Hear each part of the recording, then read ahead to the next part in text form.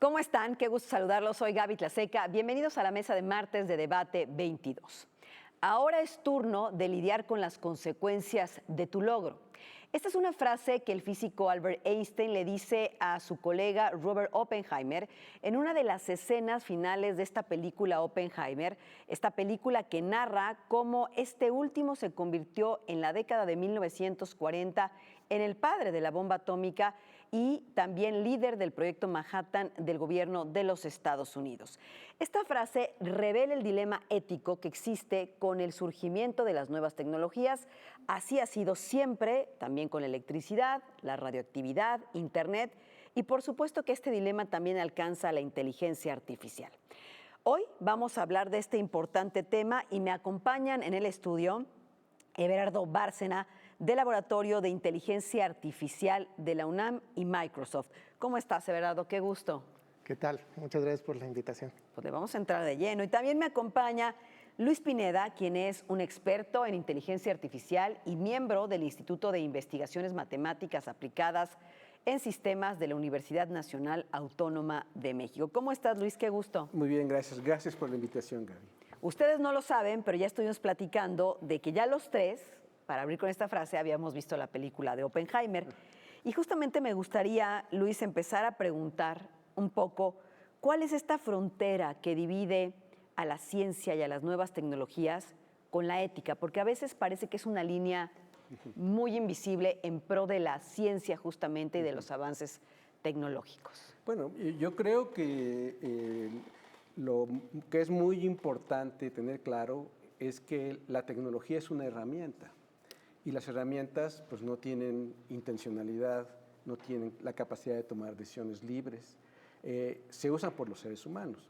Entonces, con la inteligencia artificial pasa con los robots que es fácil atribuirles estas pues, características humanas, pero no las tienen. Y si uno le queda claro eso, entonces sabe que el problema ético está del lado humano, no del lado de las máquinas. Es lo que yo diría, o sea, es muy importante que las máquinas no toman decisiones libres de entrada. Sí, la bomba atómica no tomó decisiones libres. Sí, la bomba es una bomba. La inteligencia artificial, de hecho, bueno, hay varias formas de definir a la inteligencia artificial, pero surgió como una disciplina de investigación científica y tecnológica, y aunque a veces se refieren a los programas de cómputo como inteligencias artificiales, de todas maneras, pues sí, es una herramienta que los seres humanos usamos y la podemos usar para bien o para mal. ¿Qué dirías, qué sumarías en este análisis, Everardo, para abrir la conversación?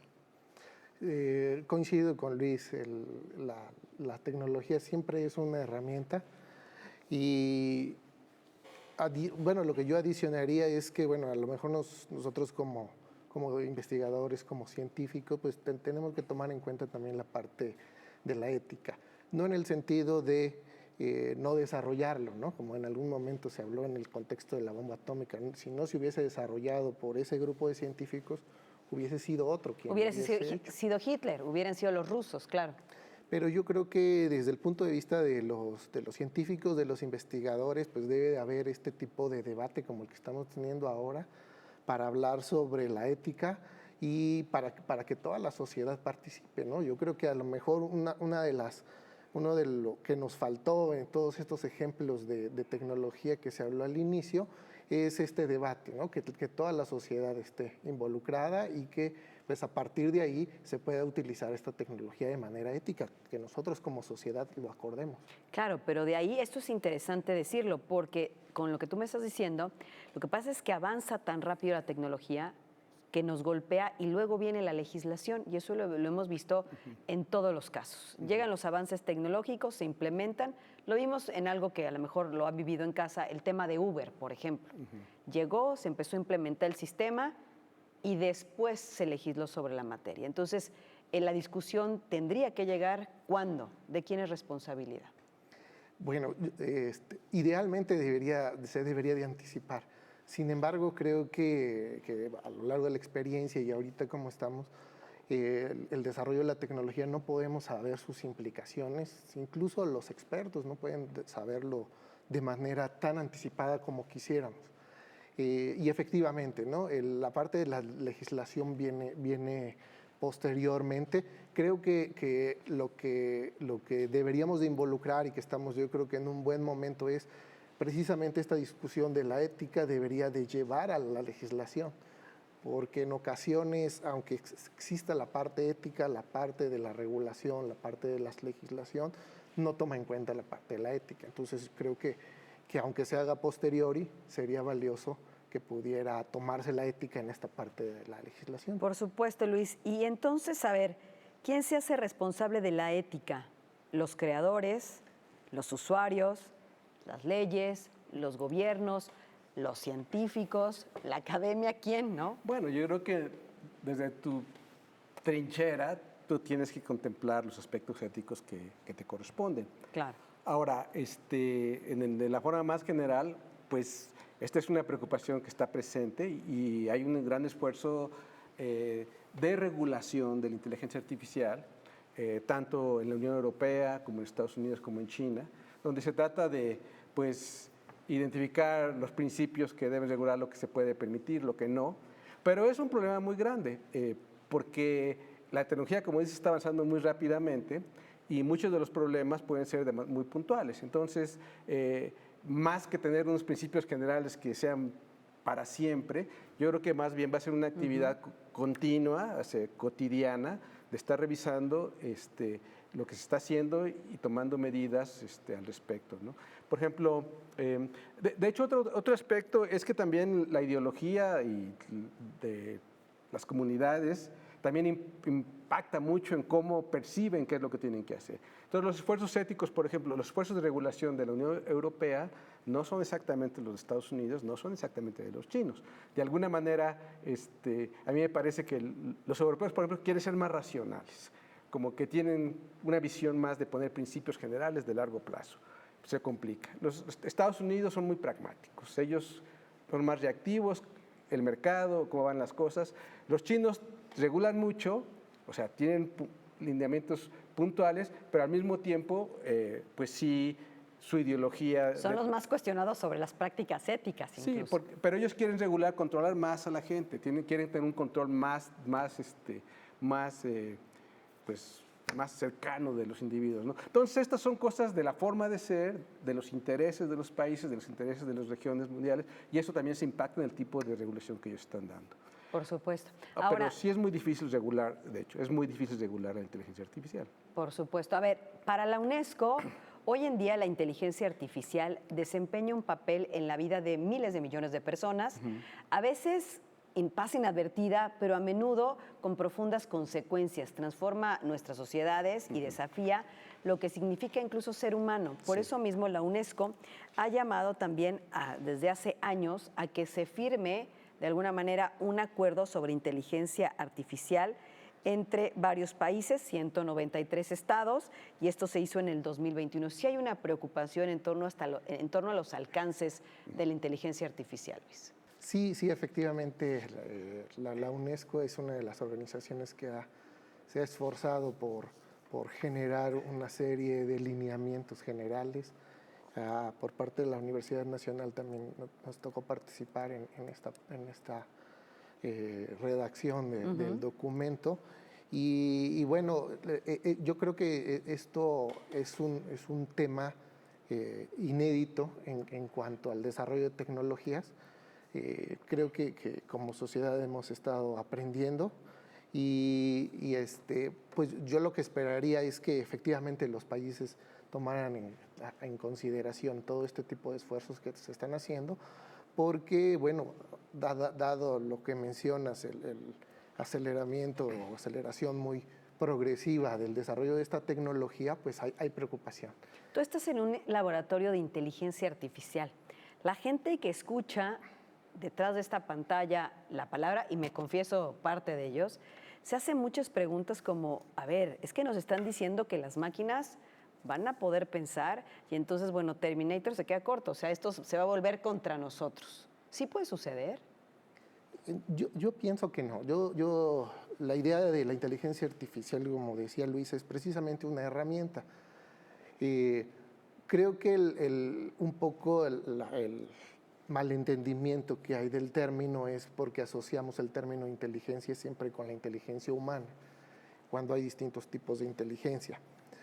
Yo efectivamente pienso que va a haber muchas actividades de inteligencia humana, ya la hemos visto, de jugar ajedrez, jugar Go, hacer cálculos aritméticos, en fin, va a haber muchas actividades que la inteligencia artificial va a hacer mejor que los humanos.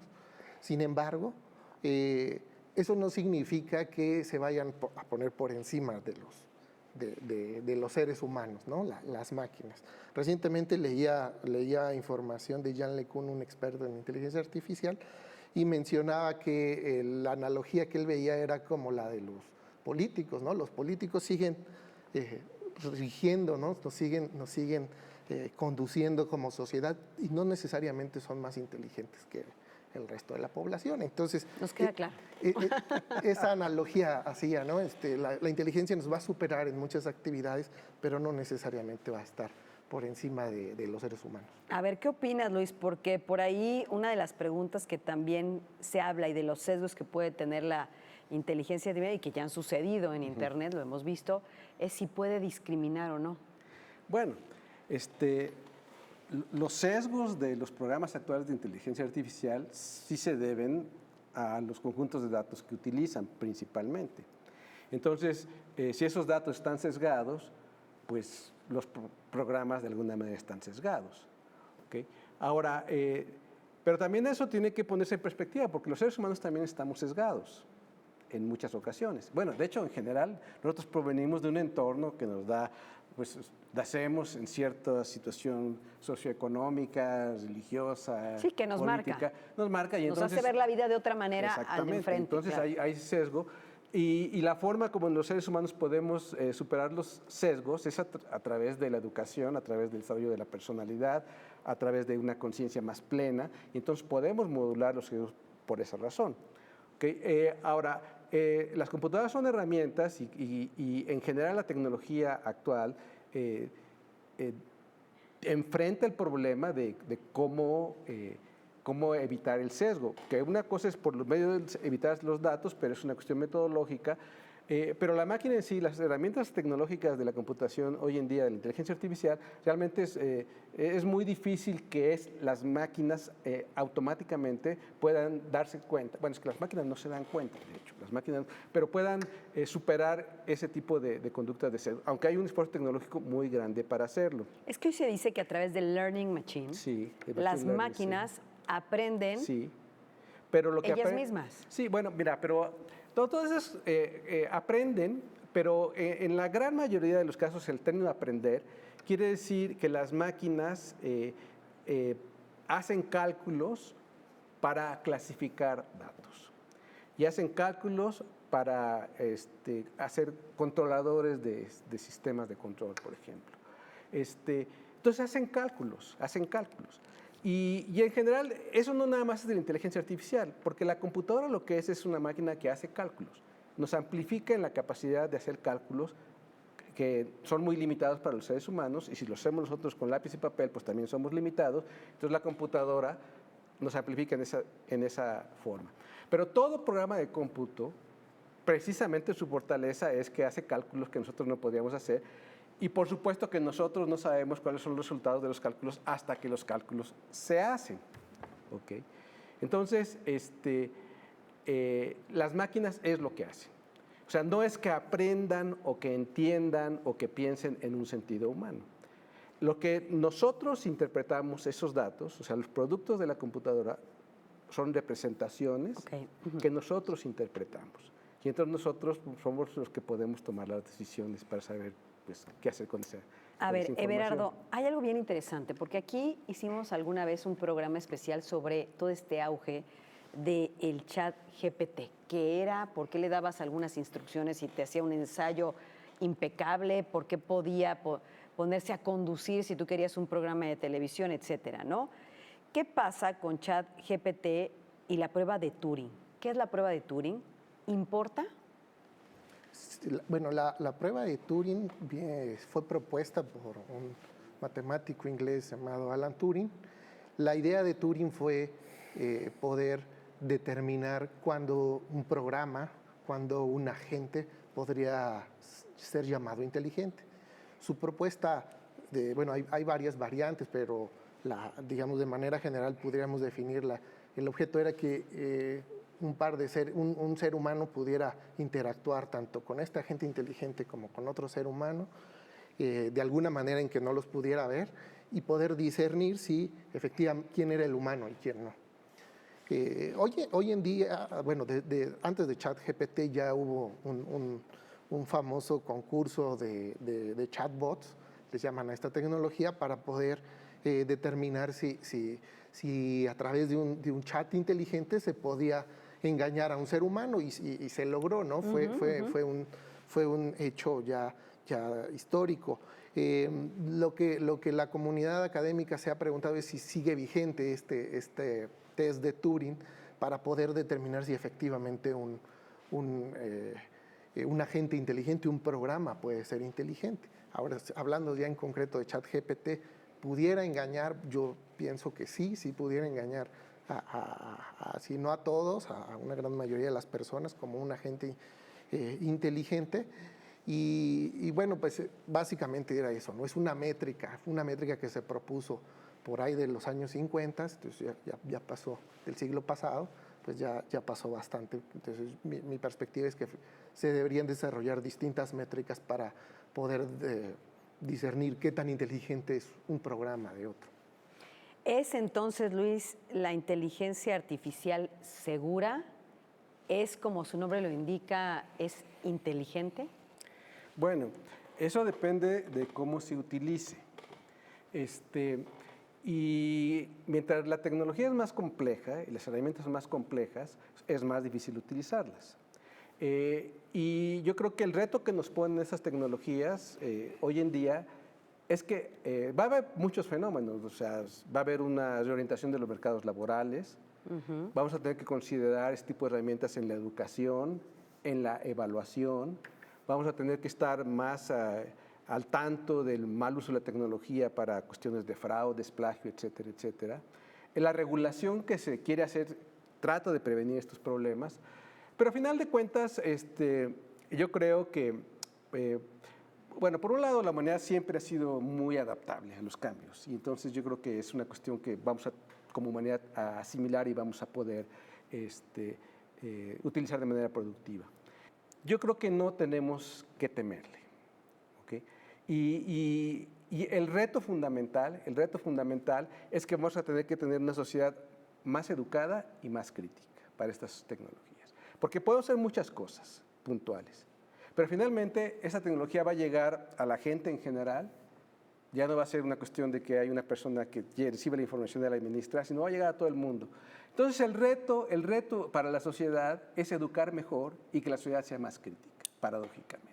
Claro, pero hoy vemos episodios, por ejemplo, me voy a ir a Black Mirror, esta serie exitosa en Netflix, que seguramente ustedes han visto, en el que podemos ver incluso en el capítulo Salma Hayek cómo la gente firma, acepta términos y condiciones y nunca se da cuenta, nunca lee las consecuencias de lo que está firmando, incluso en estos tipos de avances tecnológicos. Entonces, por ahí, regresando a la ética, pues surgen otras preguntas como, ¿pueden las computadoras tener intenciones, ser conscientes? A ver, Everardo. No, las computadoras no pueden tener intenciones, no pueden ser malignas en algún sentido, ¿no? Se dio el caso, por ejemplo, de un sistema de navegación autónoma de Uber que tuvo un accidente e incluso costó vidas humanas. Y entonces la gente se empezó a preguntar, pues es que son malos, ¿por qué lo mató? No es seguro. Esto también sucede a nivel de los seres humanos, ¿no? Los conductores humanos también tienen errores, también tienen cansancio y pueden cometer. ¿Las máquinas se cansan? Porque es uno de los argumentos, que pueden operar pacientes de aquí estando aquí y alguien en Seúl, y uno tras otro, y no se cansan, como un cirujano el día de hoy, ¿no? Entonces, las máquinas no se cansan. No se cansan, ese es un ejemplo para los seres humanos. En el caso de las máquinas, las decisiones que toman se programan, ¿no? Se necesita darle la instrucción de que reaccione de determinada manera. Una situación que existe con un campo, bueno, el subcampo de la inteligencia artificial que tiene que ver con aprendizaje es que como las decisiones las toma a partir de muchos datos, de un conjunto muy grande de datos, y hoy en día en muchas situaciones es difícil poder predecir a priori qué decisión va a tomar la computadora. Creo que desde el punto de vista de la academia es algo que sí debería de estar muy presente, que es la justificación, la explicación por qué funcionan las máquinas de cierta manera para poder predecir y para hacerlos más seguros los sistemas. Por supuesto, y en este sentido, saber, Luis, empecemos a concluir, o sea, ¿qué necesitamos? Porque sí, esta frontera entre la ética y la ciencia, pues es una frontera en la que por bien de hacer muchas cosas positivas también, digo, aunque seamos los humanos los que determinemos si van a ser utilizadas para bien o para mal, sí, como decías tú, necesitamos sociedades cada vez también más involucradas, ¿no? Bueno, sí, o sea, sí, yo creo que sí, o sea, la educación y el sentido crítico es fundamental. Con la tecnología, pues sí se van a desplazar gentes, las labores se van a automatizar, la gente va a tener que encontrar una orientación de trabajo, pero por otro lado, la gente va a tener que ser mucho más calificada en los trabajos tecnológicos. ¿Okay? Entonces, yo no veo una solución de principio, yo no veo que vamos a tener una constitución de qué hay que hacer para que un código ético que de antemano definamos para poder regular cómo se va a comportar la gente en relación a las máquinas o qué se puede hacer con las máquinas o qué no. Yo creo que es demasiado dinámico como para poder hacer de antemano. Yo más bien creo que va a ser una cuestión de estar de manera cotidiana viendo los avances, viendo los problemas, aprovechando las potencialidades, poniendo atención a los riesgos, etc.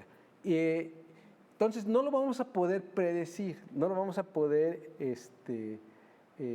controlar en el sentido de qué es lo que va a pasar. Pero sí vamos a poder tener, pues las mismas herramientas que vamos a estar generando van a servir también para contrarrestar los problemas que podamos tener.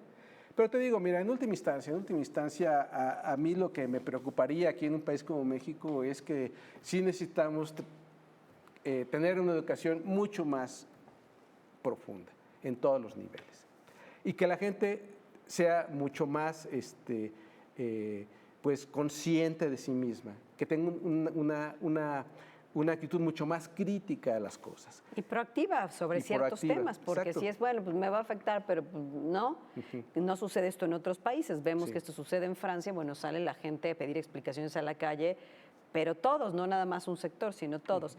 Para ir concluyendo, Everardo, ¿cuáles serían los retos entonces que nos presenta la inteligencia artificial y cuáles también serían las oportunidades? Porque entre todo esto tenemos que decir que hay grandes oportunidades y beneficios para la humanidad también. Sí, claro. Cuidando la ética, por supuesto.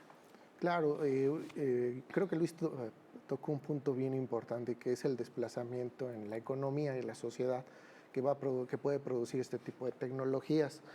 Y lo que se menciona es México, que tiene una economía basada principalmente en manufactura. Creo que este tipo de reflexiones, este tipo de debates debe de ponernos en el camino de generar una sociedad del conocimiento, de la tecnología, para que efectivamente no nos impacte de manera negativa. Programas especiales, escuela, discusiones familiares, ¿qué tendríamos que hacer para ser conscientes que nuestros hijos que viven hoy conectados en el tema tecnológico? Educación sin duda, inversión a la ciencia, al desarrollo tecnológico, eso sin duda, eso es la clave, ¿no? Y lo podemos ver en los distintos países que incluso después de guerras han podido posicionarse como economías y le han apostado al conocimiento, le han apostado a la educación. Yo creo que ese es el camino para nuestro país. Finlandia tiene una asignatura, tiene una materia que es cómo detectar fake news, por ejemplo. Es algo impensable todavía aquí, ¿no? Cuando estamos discutiendo otro nivel, los libros de texto. ¿Cómo concluimos, Luis? Tenemos 30 segunditos. Sí tenemos en México que poner más atención. Acaba de salir el informe de la CEPAL, de la situación de inteligencia artificial en América Latina y quedamos en quinto lugar, después de Brasil, Chile, Uruguay y Argentina. Por falta de investigación, por falta de visión. Entonces, sí hay un motivo de preocupación de cómo podemos conducir el proceso de la inteligencia artificial. Y de hecho, desde la Academia Mexicana de Computación, de hace tiempo viene ya la propuesta de crear el Instituto de Investigación, el Instituto Nacional de Investigación en Computación e Inteligencia Artificial, para precisamente dar rectoría y cauce a este desarrollo, que no tenemos un Instituto Nacional de Investigación en Inteligencia Artificial. De hecho, en México no hay un Instituto Nacional de Computación, por ejemplo. Claro. Entonces, muy bien. Ahí tenemos que atender esas cosas, me parece. Bueno, pues es una historia, yo digo, en desarrollo, que tendremos que ir bajando el balón conforme también veamos cómo está el asunto desde la academia, la investigación, la ciencia, la ética, los actores que ya hemos dicho que están involucrados. Así que, Everardo Bárcena, del Laboratorio de Inteligencia Artificial de la UNAM y Microsoft, muchísimas gracias por esta discusión. Gracias por la este análisis. Y muchas gracias, Luis Pineda, experto en inteligencia artificial y miembro del Instituto de Investigaciones Matemáticas Aplicadas en Sistemas de la UNAM. Gracias de verdad, porque abrir la conversación a estos temas nos deja pensando a nosotros, a la audiencia, pues también cuál es nuestro papel en todo esto y qué podemos hacer. Muchísimas gracias. Gracias a ti, Gaby. Gracias. Y como siempre, muchísimas gracias a ustedes por seguirnos cada martes en esta mesa de Debate 22. Soy Gaby Tlaseca y nos vemos sin falta la próxima semana. Buenas noches.